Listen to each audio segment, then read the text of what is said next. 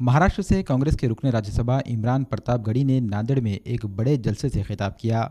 इस मौके पर मीडिया से बात करते हुए इन्होंने महाराष्ट्र में कटोगे तो बटोगे जैसे मुद्दे पर तनकीद की। साथ ही उद्धव ठाकरे की जगह जगह हो रही चेकिंग को महाराष्ट्र के लोगों की बेइज्जती करार दिया। मराठवाड़े में कांग्रेस ने सिर्फ एक मुसलमान को टिकट दिया है और इसके खिलाफ भी महाविकास आघाड़ी की जानिब से शिवसेना के यूबीटी उम्मीदवार को मैदान में उतार दिया गया है। इस पर भी इन्होंने अपना रद्दमल जाहिर किया। एमआईएम के नांदेड़ महानगर सदर साबिर चाउस को स्टेज पर बोलने का मौका न देने की भी इन्होंने वजाहत की।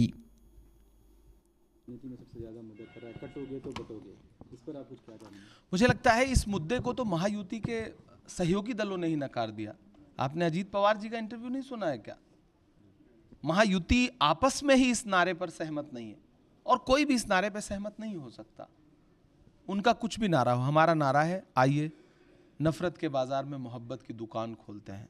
नफरत छोड़ो भारत जोड़ो, ये लड़ाई मोहब्बत और नफरत के बीच में है।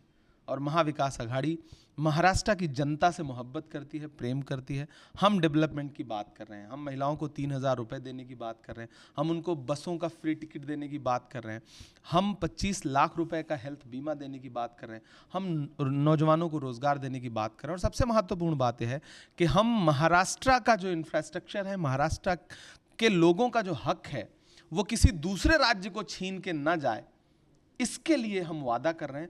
और जिस तरह की राजनीति महायुति और भाजपा सरकार पिछले कुछ दिनों में कर रही है, जिस तरह से उद्धव ठाकरे साहब के बैग लगातार चेक किए जा रहे हैं, ये मराठी अस्मिता का अपमान करने की कोशिश की जा रही है। और आप देखिएगा कि महाराष्ट्र की जनता इसका बदला जरूर लेगी। सर, मराठवाड़े में मुसलमानों की लीडरशिप ज़्यादा है, लेकिन सियासी तौर पर जो महरूमी है, अभी देखिए जितने भी ज़िले हैं यहाँ पर, उसमें सिर्फ एक उम्मीदवार को टिकट दिया गया और उसके खिलाफ भी महाआघाड़ी में दूसरा उम्मीदवार खड़ा हुआ है। देखिए, सबसे पहली बात तो नांदेड़ में 40 साल बाद टिकट मिला है। आपको इसका जिक्र करना चाहिए, जो इससे पहले कभी नहीं था। तो ये रिप्रेजेंटेशन ही तो है।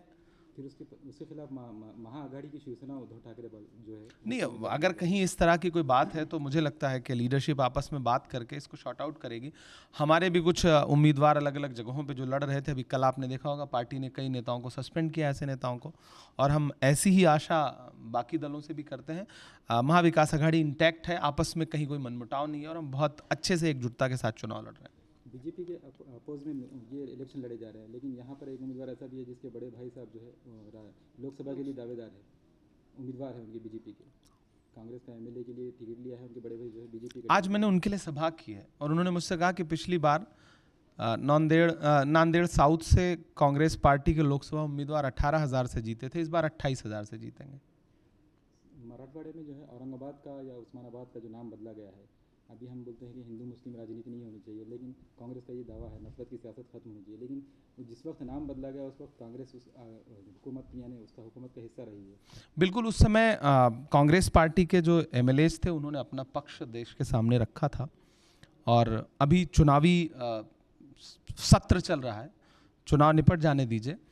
कांग्रेस पार्टी एक कॉमन मिनिमम प्रोग्राम पे काम करती है और गठबंधन के बाकी दलों को भी उस कॉमन मिनिमम प्रोग्राम पे लाने का पूरा प्रयास करेगी। एमआईएम कितना खतरा है आपके लिए, कांग्रेस के लिए? यहाँ पर उनसे पूछिए कि हम उनके लिए कितना बड़ा खतरा है। महाविकास आघाड़ी की सरकार राज्य में आ सकती है, आ रही है, आ सकती है नहीं। सर, अब्दुल सत्तार साहब को टिकट दिलाने के लिए आपने सबसे ज़्यादा प्रयास किया है, आप ही के कोशिशों से मिला है, तो आपको क्या उनकी जीत? नहीं, सबने प्रयास किए, हमारी कोशिश थी। मैं जब 2017 में आया था तब मैं राजनीति में नहीं था, लेकिन लोगों ने मेरे सामने ये बात रखी थी और मैं तब से मैंने सोचा था जब मैं राजनीति में आऊँगा तो मैं ऐसी एक कोशिश करूँगा और मैं कामयाब रहा।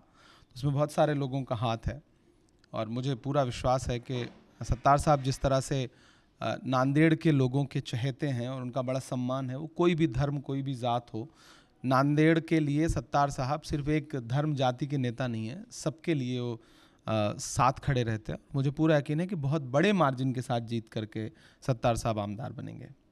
Thank you.